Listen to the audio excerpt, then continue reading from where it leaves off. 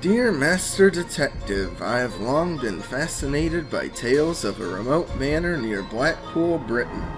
Those possessing the bravery to venture inside are likely to return with very odd descriptions of what lies within.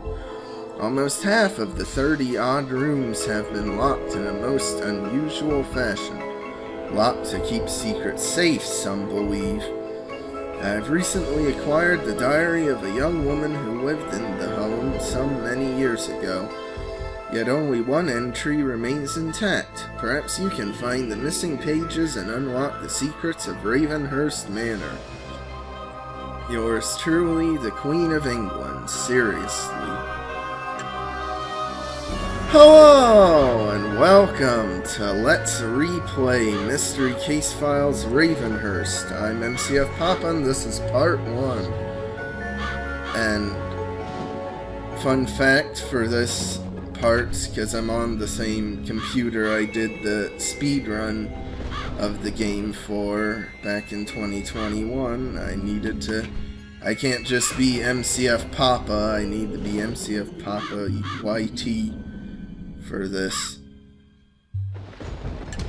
So let's just get started. I do not need relaxed mode for extended time, though it is nice they give you the option of that. Entry number 1, August 24th, 1894. My new life. Today I finally made my arrival in Blackpool, England. I already miss my friends and family back home in Iowa, but I always swore that after my final year at the Teachers' College, I'd spread my wings and see more of this glorious world. I've arranged boarding with the headmistress, under whom I shall apprentice in exchange for menial household chores. I'm not much of an asset in the kitchen. With any luck at all, my modicum of culinary proficiency shall suffice. September 5th, 1894. The diminutive community is not exactly teeming with activity, but I am anxious to attend the annual autumn dance this Friday evening. And then if you flip one more page, Dear Master Detective, search Ravenhearst Manors for clues to locating Emma's lost diary entries. I have every bit of faith that you can solve this mystery, but you must hurry. Yours truly, Queenie, the Queen of England. I'd say Ravenhearst is definitely the most influential of the Mystery Case Files games, at least until Return to Ravenhearst came around. Because this one really changed the series from dealing with more rudimentary, like, crime investigations to actually, like, more paranormal type investigations. And for the most part, I'd say it works great. Like, this game was so scary to me as a kid that I remember it gave me recurring nightmares for weeks. And the nightmare was always the same. It was like Emma Ravenhearst playing the piano in the living room. And then a wedding ring comes flying through the window, smashing it, and it lands right in front of her, and then, an evil voice, presumably, I guess, Charles, says, "Remember my memory!" And that scared me so much that, I got the game, and back in, 2006, 2007, and I completed it all the way through once, and then it took me till, 2010, 2011 to even touch Ravenhearst again. That just messed me up so much.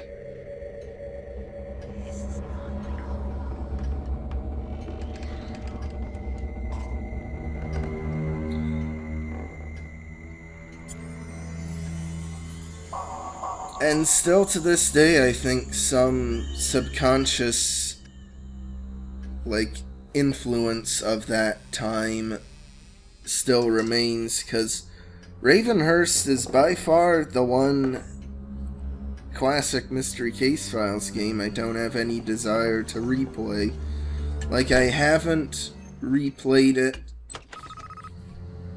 since I did the speedrun of it, whereas, like, even recording the Let's Replay of Millionaire, I've had the desire to replay it again afterwards,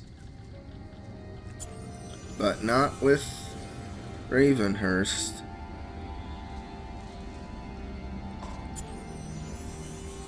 And it's a shame, because Ravenhearst is, by all accounts, a great entry in the series, especially for, like, being the start of the Ravenhearst storyline and the first of the 3 good games in the Ravenhearst storyline. But you already know all about my feelings on Key to Ravenhearst and Ravenhearst Unlocked.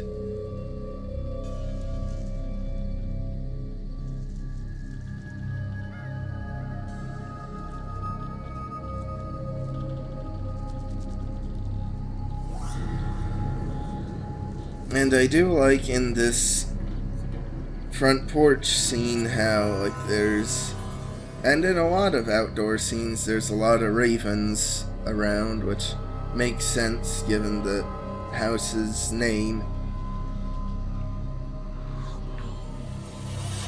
Oh, and also you hear the ghostly voice of Emma Ravenhearst periodically throughout the game, which is a really nice atmospheric touch.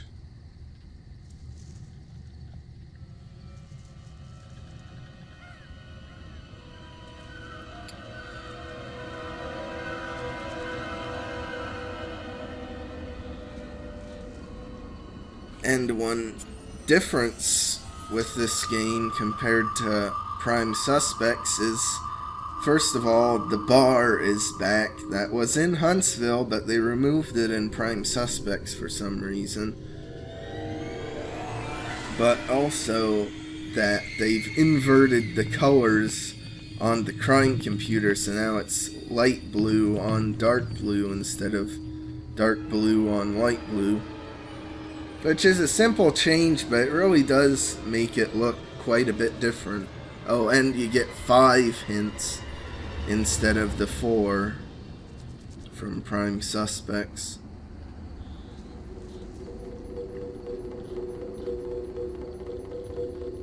And it is way too early in this game for me to be having trouble finding stuff.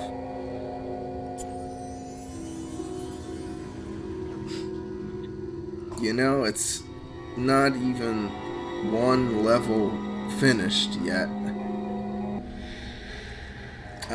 Oh, I remembered that the shaker wasn't referring to like a salt or pepper shaker, but actually a maraca. Don't know why they didn't say maraca. And I believe this item to find is named Mr. Toad for some reason. And they have a hole in their window the shape of Texas.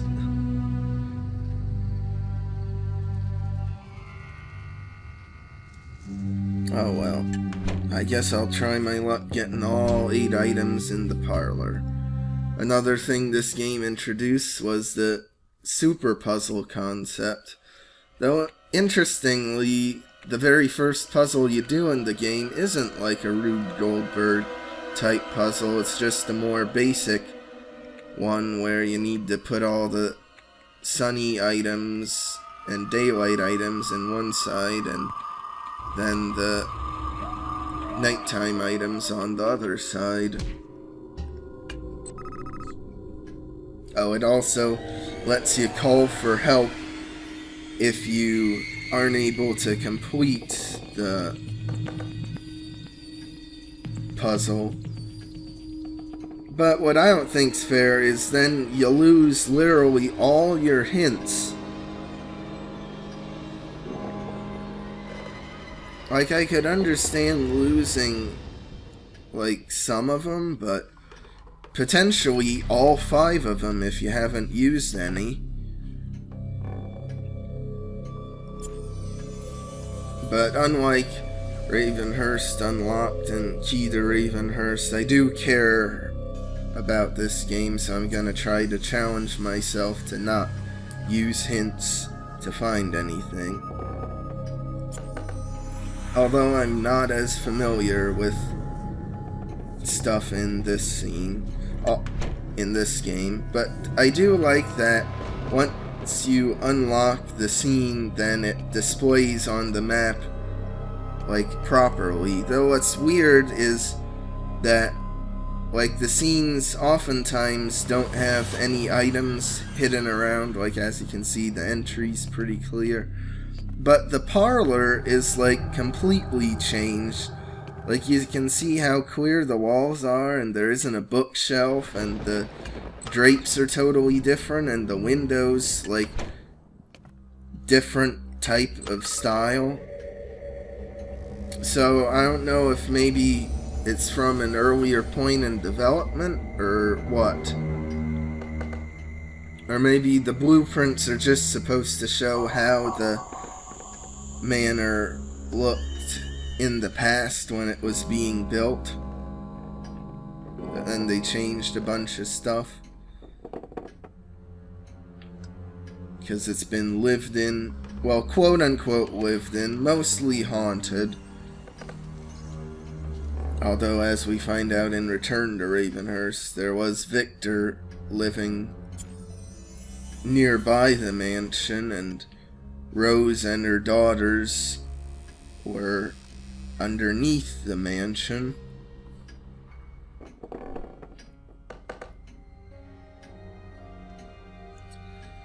But it is interesting that with all the sequels this game got, this is the only game that really actually focuses heavily on the mansion itself. Like, it has a smaller role in Return to Ravenhearst and a very brief role in Escape from Ravenhearst, but even its, like, rebuilt form, like, there's always so much other surrounding area to explore in the other games, and not much in the mansion itself. Just kinda weird.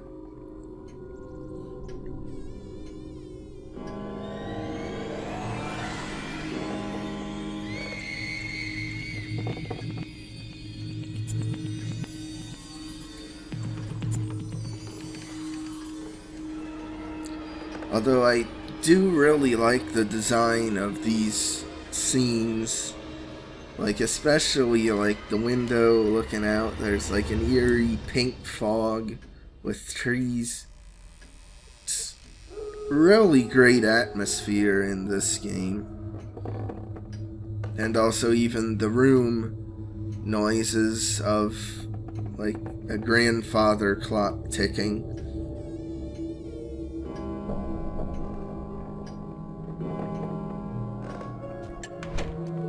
It's really nice.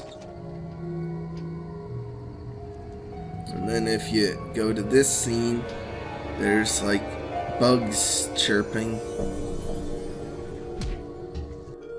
Given that Madame Fate takes place in the fall, presumably this game is like late summer more is when it's set.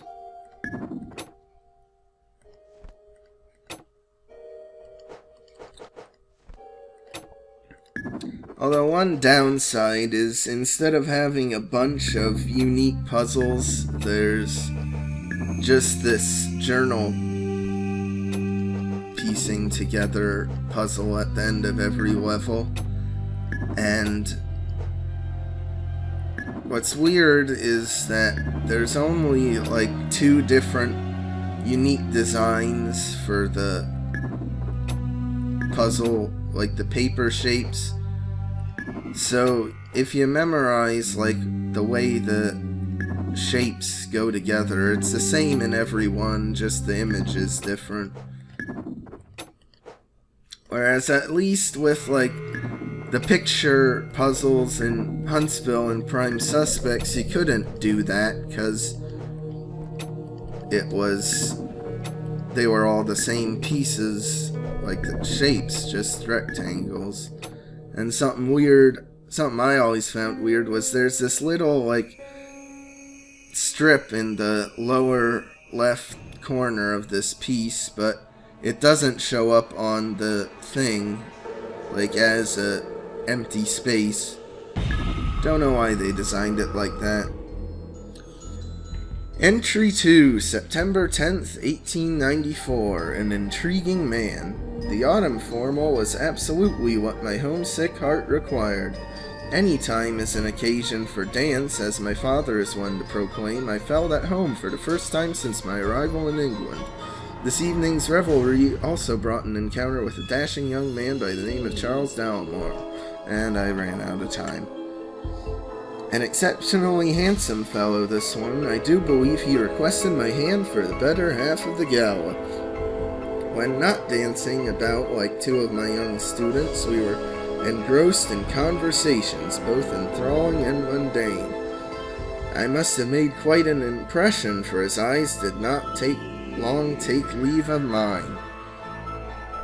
That should have been a red flag, Emma, if he was creepily staring at you for a long period of time. Though what's interesting is that in Emma's drawings he's depicted as having hair, but in, like, Return to Ravenhearst and Escape from Ravenhearst and all the other games, he's depicted as bald. Maybe dying and being brought back to life, like, caused him to be bald. I get it, it's because the actor Dennis Kleinsmith was bald in real life, but they could have put a wig on him, so it seems like a more intentional choice. Anyway, that'll do it for this first part. Like and subscribe if you want. I'll see you next time.